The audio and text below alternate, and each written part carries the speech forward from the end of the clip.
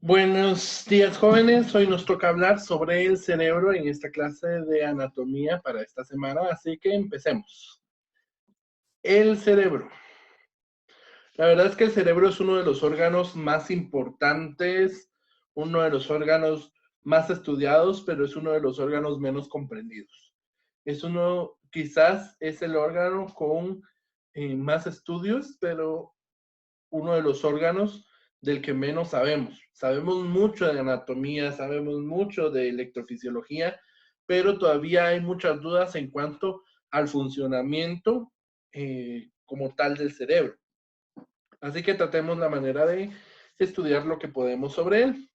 Vamos a ver que el cerebro, también llamado el teleencéfalo, es la porción voluminosa, la porción más voluminosa de todo el contenido del encéfalo, de todo lo que está dentro de la cabeza. Va a ocupar más o menos un 80%. Va a tener una forma de óvalo, va a tener una forma ovoide con un extremo posterior más grueso que el anterior. El diámetro anteroposterior va a ser de 16 centímetros, transversal de 14 y vertical de 12 centímetros aproximadamente en un adulto. Va a pesar más o menos 1100 gramos en hombres y 1000 gramos en mujeres.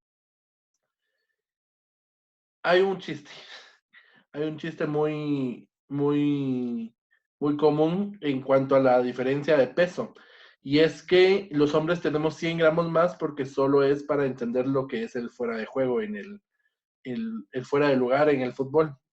Pero realmente esta diferencia en peso no tiene nada que ver con funcionalidad, no tiene que ver de que el hombre tiene más cerebro porque sabe más o porque tiene mejores capacidades, sino únicamente tiene que ver con la diferencia de que el hombre normalmente en tamaño es mucho más grande que el de una mujer.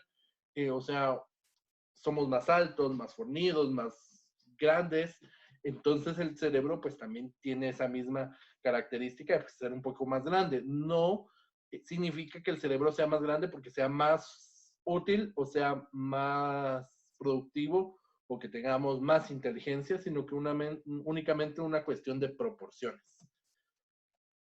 Y pues aquí vemos el cerebro. Si nos damos cuenta, si tiene esa forma ovoide, el extremo anterior no va a ser tan grueso como el extremo posterior, 16 centímetros de largo, 14 transversal, y si lo pudiéramos ver a un lado, pues a lo alto se podría decir de 12 centímetros.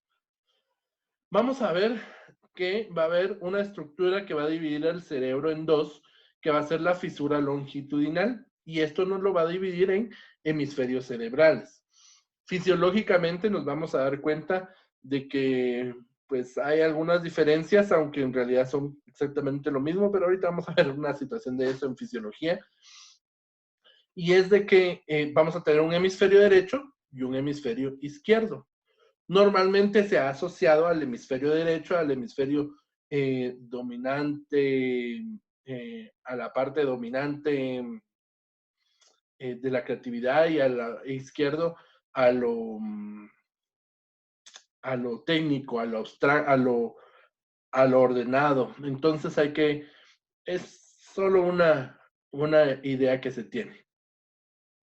También se nos ha dicho y lo hemos dado por cierto, el decir de que el ser humano únicamente utiliza el 10% de su capacidad o el 5% de su capacidad, y que Albert Einstein tenía la capacidad de utilizar el 20% y por eso era muy inteligente, cuando en realidad el cerebro funciona en su totalidad, en su conjunto. Cada parte del cerebro tiene una función que realizar y usamos nuestro cerebro en su totalidad, solo que en diferentes funciones. Vamos a darnos cuenta de que el cerebro, a pesar de que está dividido, van a haber algunas estructuras que van a unir a los hemisferios, y van a ser tres principalmente: el cuerpo calloso, las comisuras interhemisféricas y el fornix. Aquí en el centro vemos, aquí quitamos una parte de la porción superior del cerebro. Esto que nosotros vemos en el centro, que se mira como una liga amarilla, es el cuerpo calloso. Y estas fibras que se miran, pues efectivamente son fibras que van a hacer comunicaciones entre un lado del cerebro y el otro, que van a cruzar como que si fueran cuerdas como que si fueran cables de un lado a otro para hacer una conexión entre un lado del cerebro y el otro. Y también el fornix, que va a estar un poquito más interno. Vamos a ver que va a haber una configuración de los hemisferios cerebrales en la cual pues vamos a hablar que cada hemisferio va a tener 3 caras. Una cara superolateral, que es la que vemos acá, que es como que viéramos el cerebro desde arriba. Una cara medial, que es como que partiéramos y quitáramos el hemisferio, que son las caras que están en la fisura longitudinal, la cara medial, y una cara inferior, que va a ser como que si nosotros lo estuviéramos viendo desde la parte de abajo al cerebro. Vamos a darnos cuenta que el cerebro lo vamos a dividir en lóbulos y circunvoluciones. Los lóbulos va a ser una separación arquitectónica basada principalmente en funciones, en, en, en que esa parte del cerebro controla áreas específicas y por divisiones anatómicas previas. Además, van a tomar el nombre del hueso que lo cubre, el hueso que lo protege. De manera que entonces nos vamos a ver que vamos a tener en realidad 6 lóbulos del cerebro. Acá vemos 4. El lóbulo frontal, el lóbulo temporal, el parietal y el occipital. El lóbulo occipital en relación con el hueso occipital, el parietal en relación con el hueso parietal, el frontal con relación al hueso frontal y el temporal en base o en relación al hueso temporal. Los otros dos los vamos a ver más adelante porque son lóbulos que no son visibles a simple vista. Vamos a darnos cuenta que entre lóbulos vamos a encontrar unas limitaciones. Se dan cuenta que esas como arrugas que tiene el cerebro se les van a llamar circunvoluciones. Y estas circunvoluciones son importantes porque a la hora de hacer esas arrugas y doblarse hacia adentro del cerebro, ayuda a que aumentemos el tamaño del cerebro sin necesidad de aumentar su volumen. Si nosotros tuviéramos el cerebro plano o fuera liso, necesitaríamos una cabeza más o menos unas 3 o 4 veces más grande para tener esta situación. Entonces, vamos a empezar hablando del lóbulo frontal. El lóbulo frontal, que ustedes lo ven identificado en color amarillo, va a ser el lóbulo anterior del cerebro. Vamos a encontrarlo en la porción anterior. Y para dividirlo vamos a tener 2 límites. Un límite que es el límite posterior, que va a ser el surco central. Entre cada circunvolución, cada línea de estas que ustedes ven acá, le vamos a llamar surco. Cada uno de estos surcos pues va a tener un nombre. El surco central va a dividir al lóbulo frontal del lóbulo parietal que está posterior a él. Y vamos a encontrar al surco lateral que va a dividir o que va a ser su límite inferior que va a separar al lóbulo frontal del lóbulo temporal. El lóbulo parietal, que ustedes lo pueden encontrar acá en amarillo, va a tener como límites también límite inferior el surco lateral porque va a dividirlo o lo va a separar del lóbulo temporal. El surco central que va a seguir separando al lóbulo parietal del lóbulo frontal que está anterior a él. Y el surco parieto-occipital o fisura parieto-occipital que lo va a separar del lóbulo occipital. El lóbulo occipital, perdonen el error ahí, el lóbulo occipital pues va a tener como límite anterior la fisura o el surco parieto occipital y anterior también el surco occipital transverso, que lo va a aislar del lóbulo temporal. Cuando digo aislar, no es de que no va a haber conexión entre esas áreas del cerebro, sino que va a ser como sus límites. Aunque en realidad los lóbulos trabajan en conjunto entre ellos. Hay fibras que van del lóbulo frontal al lóbulo parietal, del lóbulo parietal al lóbulo temporal para el intercambio de información. El lóbulo temporal, que aquí solo se ve una parte del lóbulo temporal marcada en amarillo, pero también incluye la porción de abajo, la porción inferior. Va a estar limitado principalmente por el surco lateral, que lo va a separar tanto del lóbulo frontal como del lóbulo parietal. ¿Por qué son tan importantes estas separaciones? Pues, o no son importantes fisiológicamente, porque como les digo, hay intercomunicación entre los lóbulos del cerebro y intercambian información entre ellos mismos, entre el mismo lado, entre el mismo hemisferio, como también con los lóbulos del lado contralateral. Por ejemplo, en el lóbulo frontal se encuentra el área del olfato. En el lóbulo occipital se encuentra el área de interpretación visual. En el lóbulo parietal encontramos parte de lo que es la interpretación del lenguaje. En el lóbulo temporal encontramos lo que es la interpretación auditiva. Entonces, cada uno de ellos va a tener áreas específicas que van a encargarse de controlar algunas funciones, como pueden ser funciones tan sencillas o tan básicas, como pueden ser situaciones un poquito más complejas. Todo depende de las conexiones neuronales que se estén realizando. Los otros dos lóbulos que les digo, pues aquí vamos a encontrar al lóbulo de la ínsula, que el lóbulo de la ínsula está escondido. Hay que separar el lóbulo frontal y el lóbulo temporal, hay que separar el surco lateral para encontrar el lóbulo de la ínsula. Si nosotros quitamos una parte de este lóbulo, del lóbulo frontal y del lóbulo temporal, esto que vemos aquí atrás en rojo es el lóbulo de la ínsula. Es muy importante porque ahí vamos a encontrar algunas funciones, no funciones, ¿cómo lo explico? Vamos a encontrar algunas situaciones de control de hormonas y del pensamiento. Y el lóbulo del cíngulo, que es muy importante, que este va a estar en la cara medial del cerebro. No lo vamos a encontrar ni en la superior ni en la inferior, sino que en la cara lateral, y va a formar parte de algo que conocemos como el sistema límbico, que es el que controla emociones y sentimientos.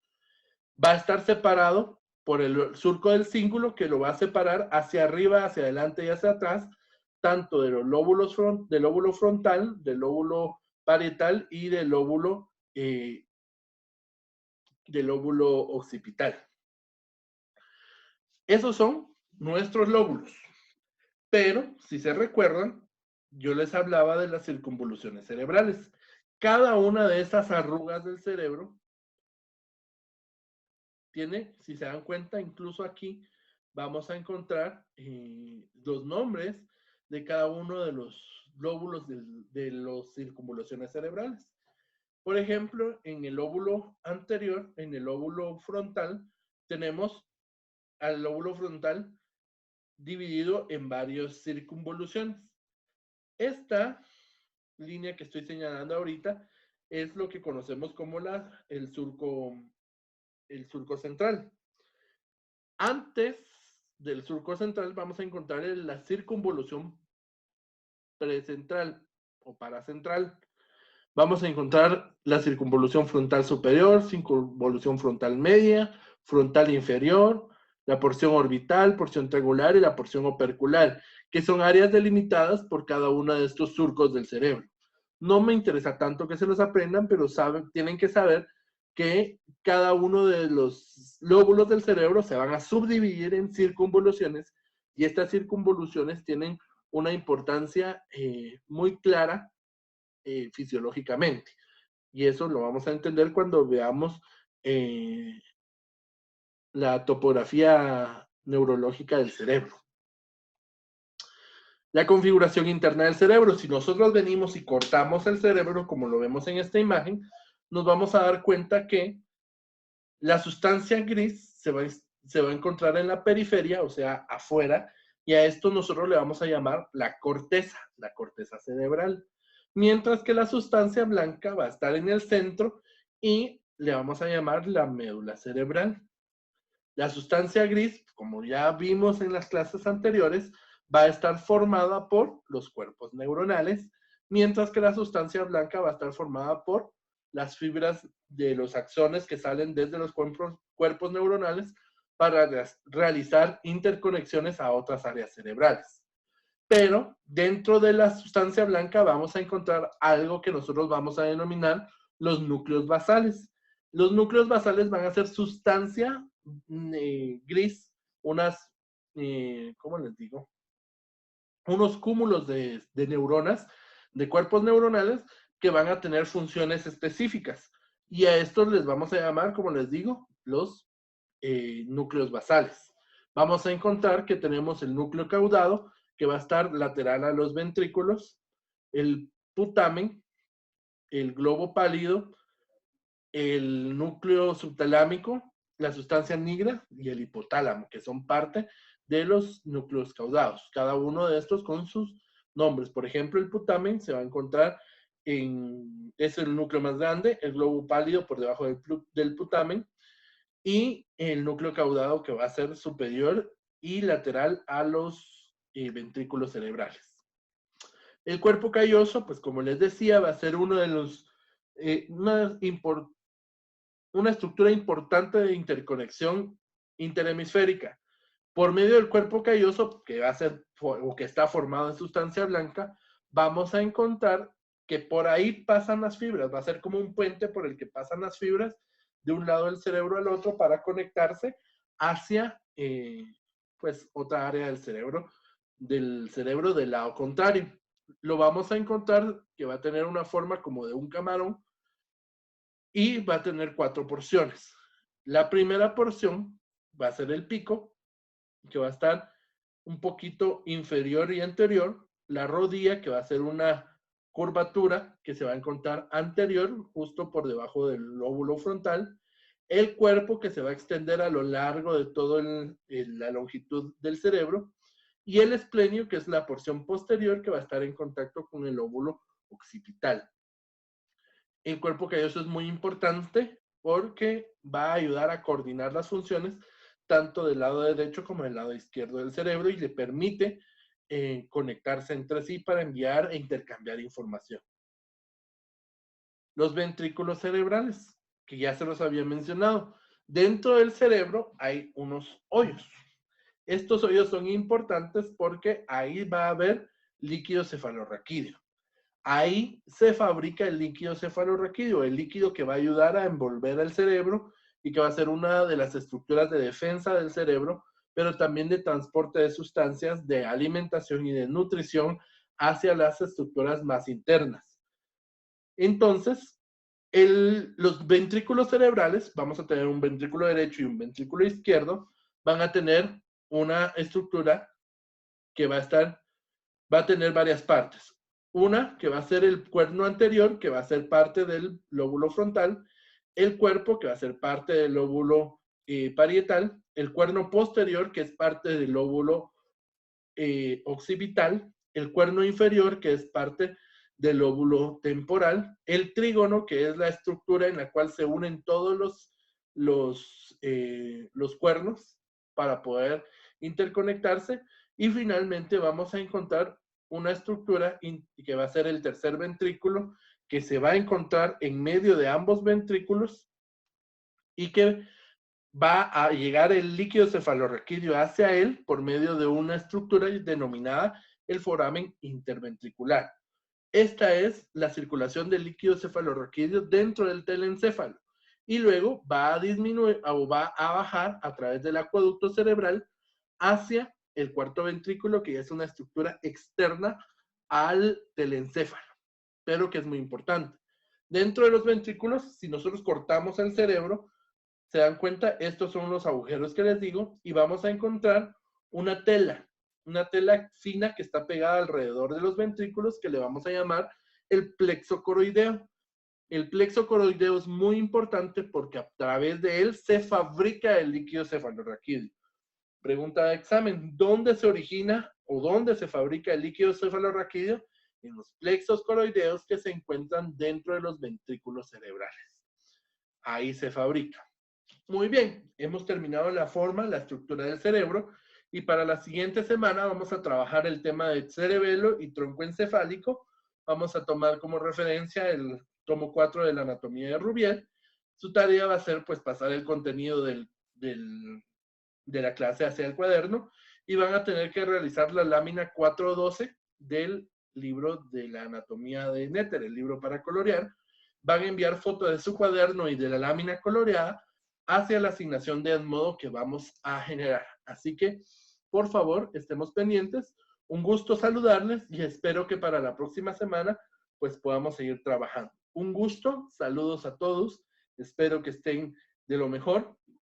Quédense en su casa, guárdense, protéjanse y echémosle ganas a todo esto. Un gusto saludarles, hasta la próxima semana.